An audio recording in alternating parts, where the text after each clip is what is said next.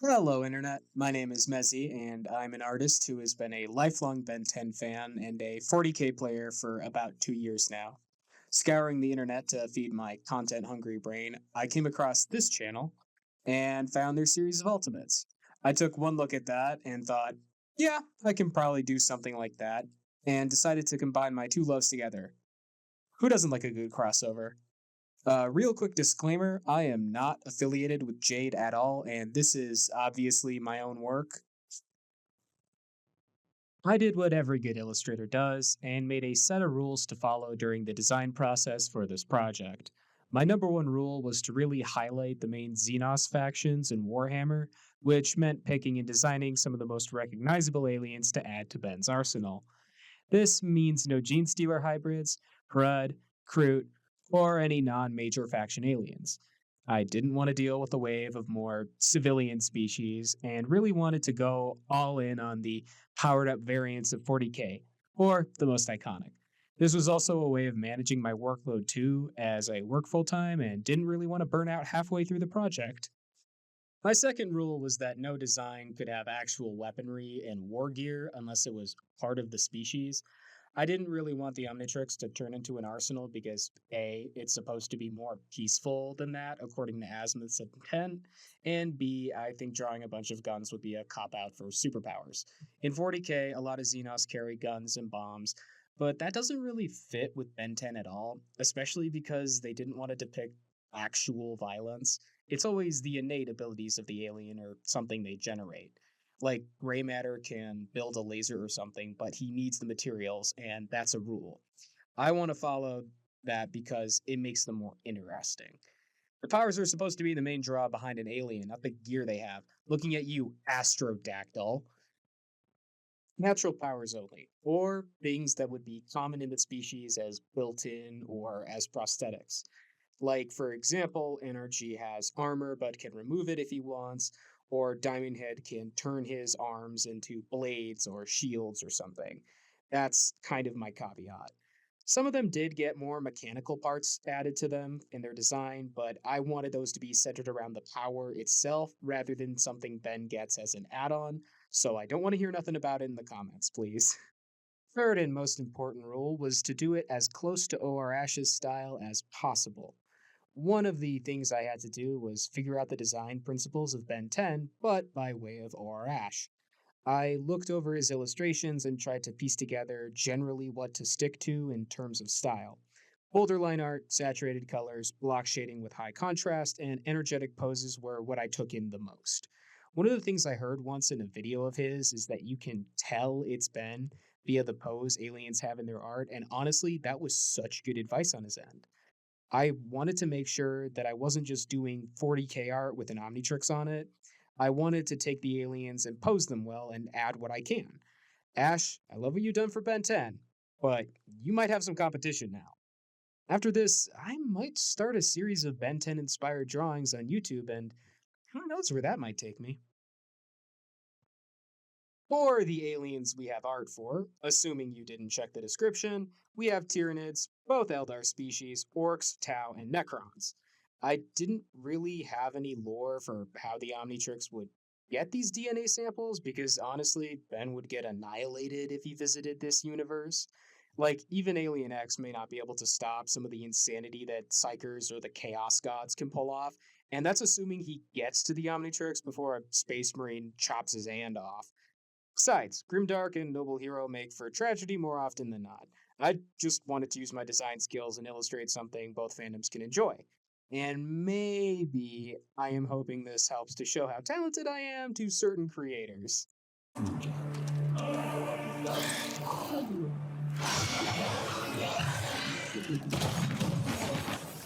Starting the roster are the big bad bugs that bite, the Tyranids. Tyranids are a species that jumps from planet to planet, eating everything there is, and using that to grow even more Tyranids. Controlling them all is the hive mind, which can override the instincts of each Tyranid and cause them to act even more strategically. Every inhabited world is a buffet to them, and they are always hungry. Similar to bee and ant colonies, Tyranids have different forms depending on their role. This ranges from stealthy infiltrators or swarms to skyscraper sized giants.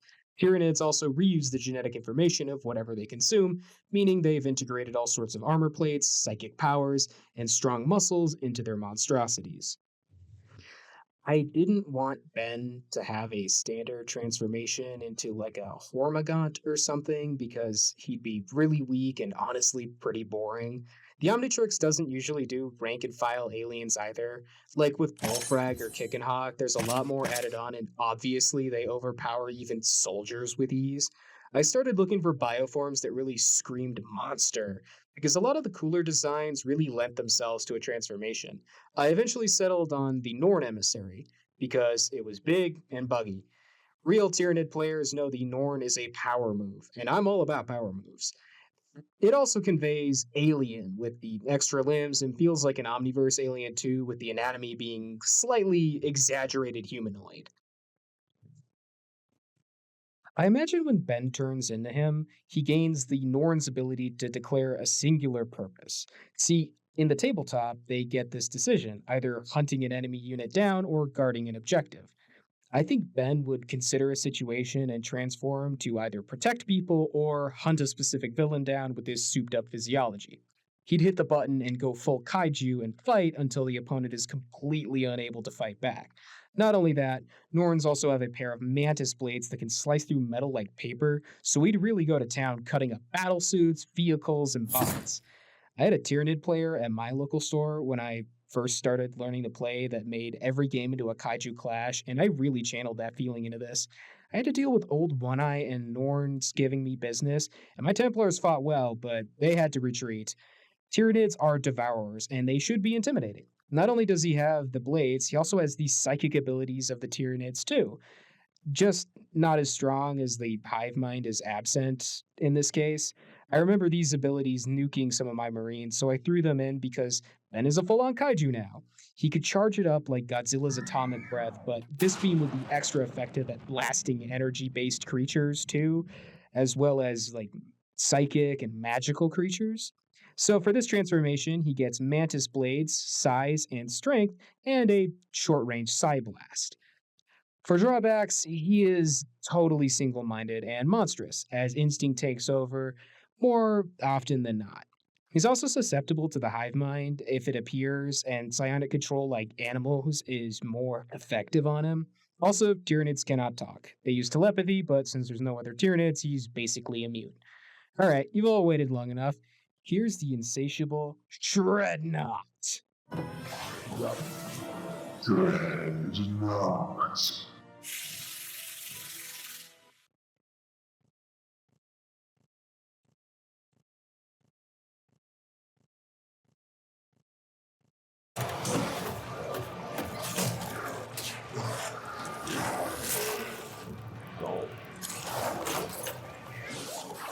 Getting stuck into this next transformation, we have the orcs. Orcs are absolutely insane and probably the most fun faction in 40k, or at least having the most fun. They're seen as somewhat comic relief, but they are every bit as brutal as they look. They're not only obsessed with war and combat, but love to make the loot they take into engines of war. The only reason the cobbled together junk works is because they believe it does, because the orcish power of belief has real effects on reality. They have no idea they can bend the laws of the universe either because they are dumb as hell. The reality bending isn't powerful though. It's just small effects like machines working by hitting them with wrenches, the color red making things drive faster, and guns not jamming when using the wrong ammo. Orcs are ridiculous and belligerent, which are words orcs wouldn't use because they're too busy being both. For an orc transformation, I wanted Ben to take on the qualities of the orkiest orcs to ever orc, the war boss. A war boss is just the strongest orc in a clan, so they listen to it, but usually have trophies and more importantly, big, meaty claws! Orcs just follow around whoever's the strongest, and Ben always becomes the strongest in a species, so yeah.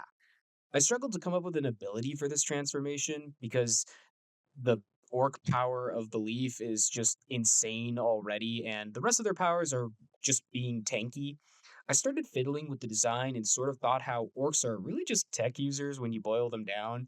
Tech users without any reason to back them, but nonetheless a bunch of geniuses with technology.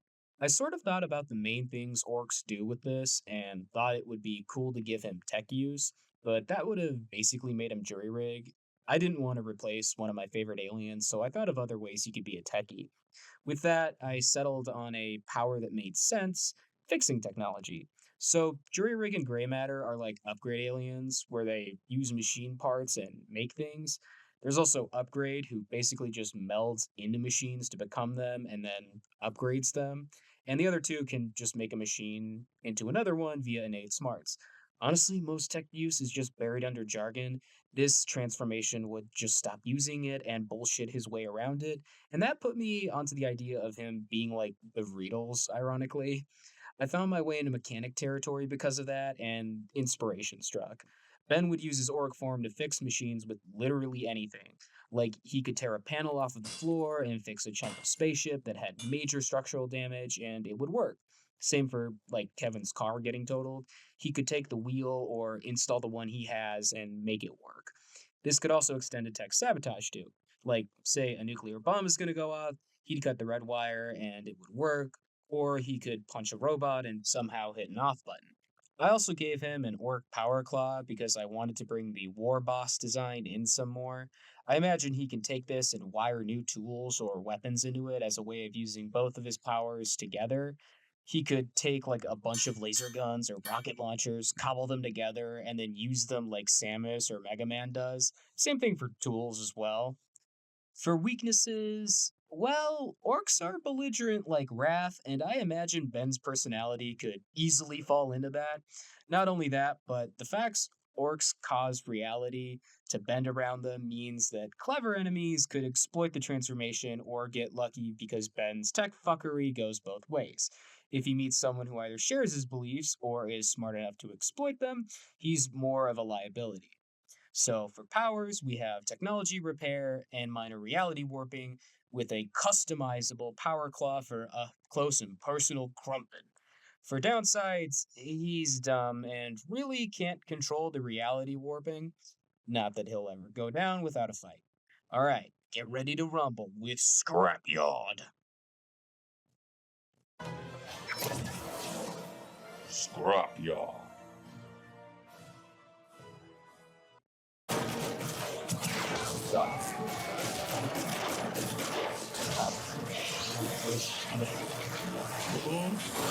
Long before humans started to conquer the galaxy, the Eldar ruled the stars as both victors of a terrible war and masters of psychic power.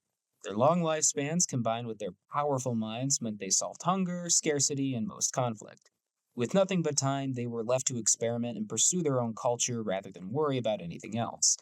Deep within the origin of their psychic power, the warp, something malicious stirred to life, bent on consuming the Eldar. Enough of the Eldar foresaw the rise of this new chaos god and fled to remote parts of the galaxy on craft worlds. The warp split open, and all the Eldar not hidden away were suddenly consumed in a ravenous frenzy. They built giant starships to harbor their people and managed to avoid the sudden but predictable fall. Now the Eldar float quietly amongst the stars, trying desperately to avoid extinction and reclaim their prominence.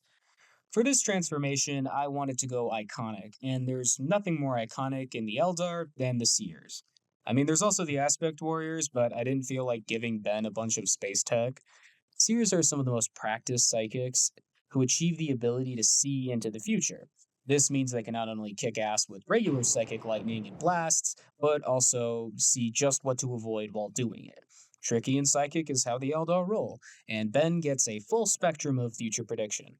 He can get a little bit of the future in combat and do some cool moves and maneuvers, but if he sits and concentrates, he can peer into the future for a couple of minutes.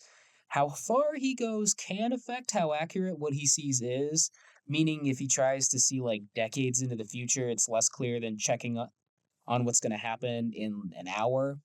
This does leave him vulnerable for a bit and unable to channel his other power, ergokinesis. Eldar Seers are still very potent psychers, and they regularly go full wizard on their enemies. Ben can conjure up all sorts of bolts, blasts, and beams made of this energy. Even better, it also can let him fight spectral and magical creatures better due to the blasts having psionic abilities and like emotion attached to them. Hmm? For the design, I went with the classic robe, but gave him the helmet and the jewelry. His body is covered in wraithbone armor, like most Eldar, so he's still frail but can move and take a few lighter hits. I also changed the gold to look like a bee for Ben. As a fun detail, his eyes are just the green bits and can move around the visor too, but he never removes the helmet. To conclude, Ben gets psychic energy and future vision with some limitations, but also becomes vulnerable when using far future sight. He becomes a little bit prideful during this transformation, though, and more willing to brag about his accomplishments. He's even more likely to try and prove how amazing he is, too, especially on his own. He's also weak against non psychic beings like robots or aliens without full sentience because the psychic powers just won't work as well. As it was prophesized about a minute earlier, behold Clairvoyager. Clairvoyager.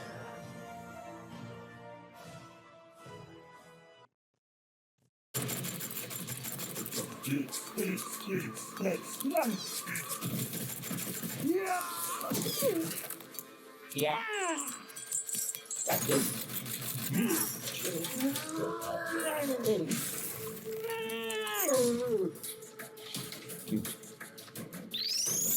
The next species we're covering is the Drukhari, who were at the fall of the Eldar and somehow survived. In their boredom, they devised more and more debauched and overstimulating pleasures when they were still considered the Eldari, and the mixture of pain, pleasure, and cruelty served as fuel to the rapidly growing chaos god inside of the warp. They basically poured gasoline on a fire and now just get to live with the consequences. The Drukhari survived in a dimension called the Webway, but were afflicted by the Chaos God nonetheless. They all continuously have their soul drained from them, but luckily for them, and unluckily for all other species, they can stave it off using offerings. Drukhari can feed on agony and use it to rejuvenate, making themselves immortal as long as they torture and kill. It is only prolonging the inevitable, though. They are by far the darkest species in the galaxy, and their technology allows them to push the boundaries of possibility in the name of excess. They inhabit the webway still, hidden in a sprawling city called Kamara, millions of them feasting on their own cruelty and reveling in their evil. At any point, they could try and fix themselves, subsist off anything but pain, or even try and help their Eldari neighbors, but they don't. It's their choice to be cruel, and that makes the pain they enjoy all the sweeter to them. For this transformation, Ben gains the physicality the Drukhari have high speed and reflexes, along with night vision. I assume they can see pretty well in the dark due to centuries of stalking in the shadows, so I included it as a power. Drukhari are Eldar, but are slightly genetically different because they aren't really psychic aside from the pain drain. Speaking of that, whenever Ben causes pain, he gets a bit stronger and faster by feeding on whatever's available. Drugari already get benefits for inflicting death and fear in the game, so it makes sense to do this as a power. Every yelp and strike landed makes him move quicker and regenerates him. I'd say he can absorb anything from like a paper cut to a severe wound, and the more pain inflicted, the better the outcome. Causing pain comes easily to the Drukari due to a legacy of subsisting on it, but also the combat drugs found in their systems. Walter White has nothing on what they can cook up. Drukari use combat drugs as a supplement to go even faster and increase their already absurd agility. I imagine that he channels them as an adrenaline rush that slows everything down and works as an anesthetic too, letting him take the most brutal punishments with a twisted smile. He could even use them offensively too. By dousing his claws in them, he can jab it into other people and give them a serious contact high. In Drukari anatomy, the drugs can pass through easily, but in people and other aliens, it slows things down and makes each second pure agony. When he hits someone with even a little bit, they fall to the ground in pain. Experiencing pain but slowed down paralyzes them and keeps them from fighting back, letting Ben get in cheap hits. The drugs can last for a little bit in Ben, but absolutely fry the nerves of other species once he doses them too. I see Ben using this transformation mostly for stealth attacks and incapacitating guards quietly, then going on a huge rampage once he's clear.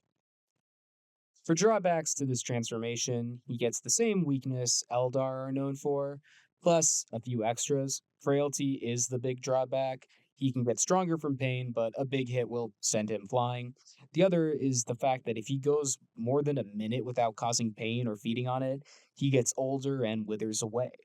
More than an hour, and he's out of it for good. Drukari do this already, and most of them are immortal only because they have a gallery of kidnapped people they use whenever they need a boost. Ben isn't going to have that. He's also more sadistic, too, taking care to really feed on the pain and suffering, and this transformation would seriously backfire if he's got allies and needs a fix. Not only that, the combat droids only work on organic aliens, so a lot of energy or robotic beings are fine. Drukhari are evil in the most messed up way possible and are my favorite because they always get creative with their evil. Say hello to Ben's Drukhari form, Pain Point. Pain Point.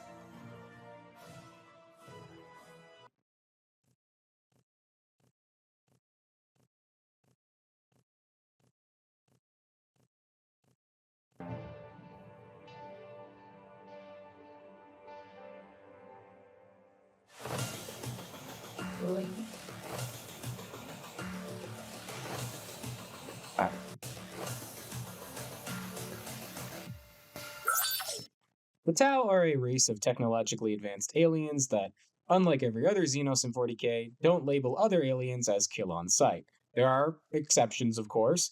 The Tau actively pursue harmony with humans and aliens, but they still have a bit of malice to them. They use a caste system that posits the Tau species at the top, then other species below them.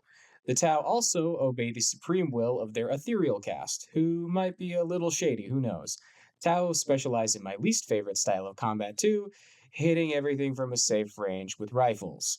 I decided that I would do the most recognizable and iconic version of the Tau, the blue bovines themselves. I think they're bovines, they got hooves, just go with it. I'm also a dedicated Black Templars player and melee enthusiast, making this difficult for me. I do not vibe with them on a fundamental level, and I really didn't have the strongest idea of what to do for this design. Anyone can enjoy whatever faction they want, but I really like poking fun at them. Plus, they can handle it. They get cool models and the only semi reasonable faction in the galaxy. I originally thought about making him a firecast warrior, meaning he'd be like a super good marksman, but that was in the area of like giving him a gun. Like, oh, here's him picking up a gun and sniping people. Not like there's 20 other aliens that could shoot something without pulling a trigger. Not Ben 10 enough for the first draft. After some thought, I kind of came up with the idea that the main power of the Tau isn't really shooting, although every time you're playing against them, it feels like that. Regardless, they really are born diplomats who sort of just gel together the galaxy's alien reject pile. I decided he'd be a better utility alien rather than a straight up combat alien. Plus, the Tau aren't really known for combat because they're cowards. I think that the transformation would be a charisma machine. Like Ben couldn't mess up his speech even if he tried. That got me thinking how fun it would be if he was charismatic, but not in a dignified sense, more like a party animal type. I ended up thinking of the pose, then the design, because I wanted to do finger guns so bad. Plus, finger guns, because Tau can shoot good. It made so much sense, but I ran into a problem because my references were a bit off and I didn't know what their hands were like. As a staunch anti Tau, I needed to consult an expert on Tau physiology, Filthy Xenos Lover. Special thank you to Wings for his contribution.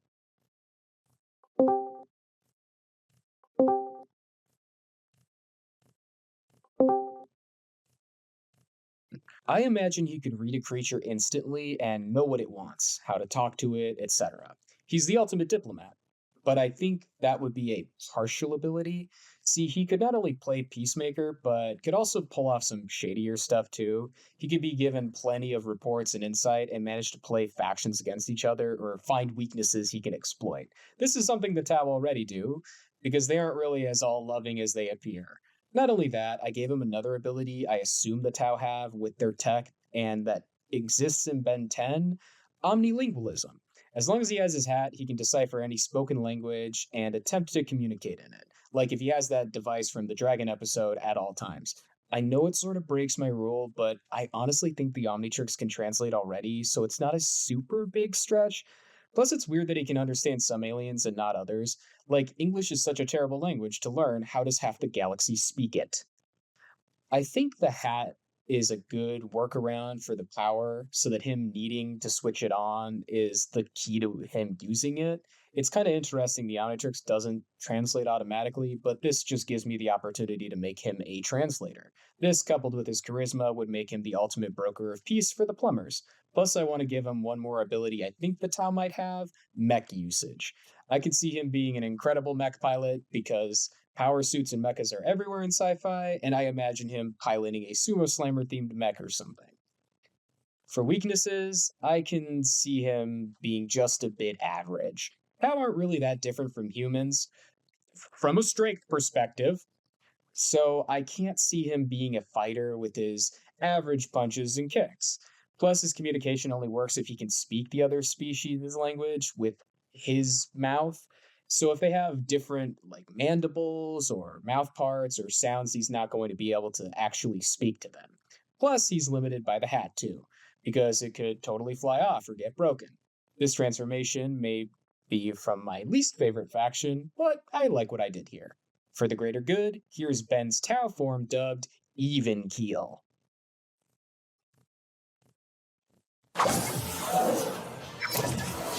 Even Keel.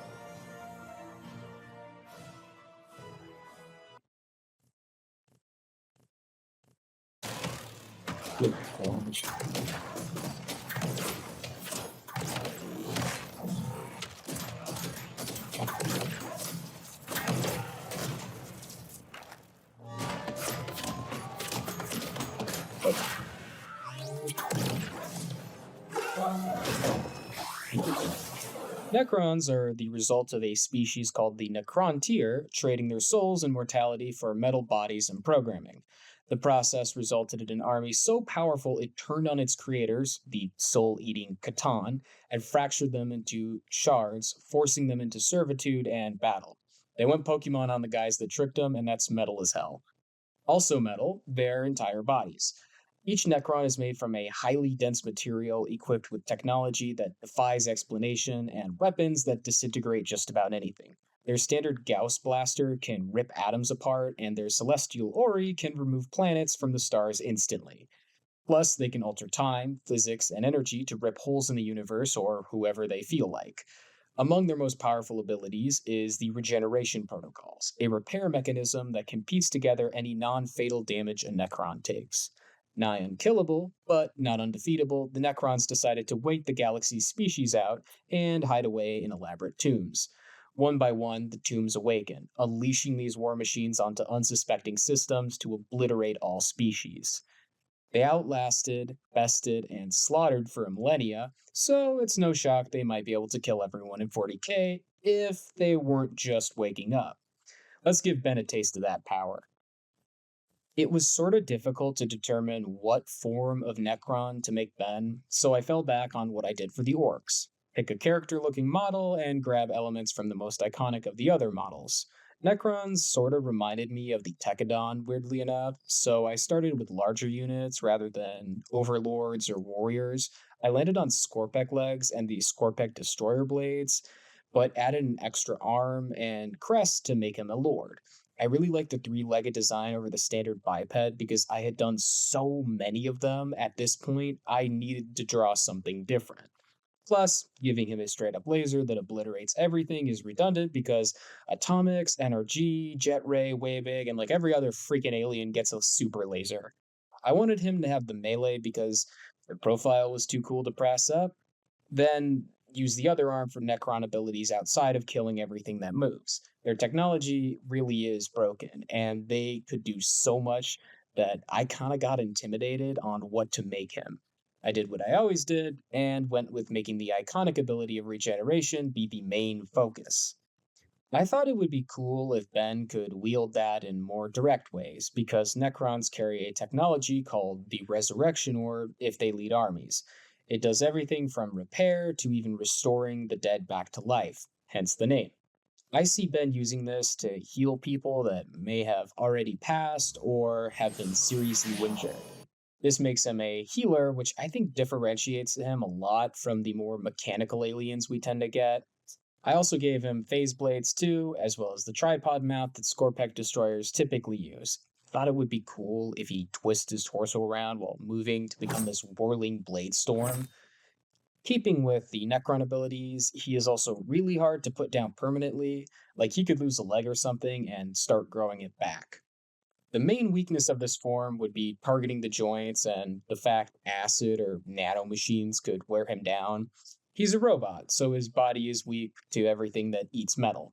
I also see the regeneration orb as having a cooldown between transformations. Like he can heal people, but bringing the dead back to life costs the rest of the transformation. So for powers, we have reconstruction and raising the dead, metal body, and phase blades. All drawbacks come from him being metal and a robot, plus being really heavy because of that. I call this final design Terminator, spelled TRMN8R. Terminator.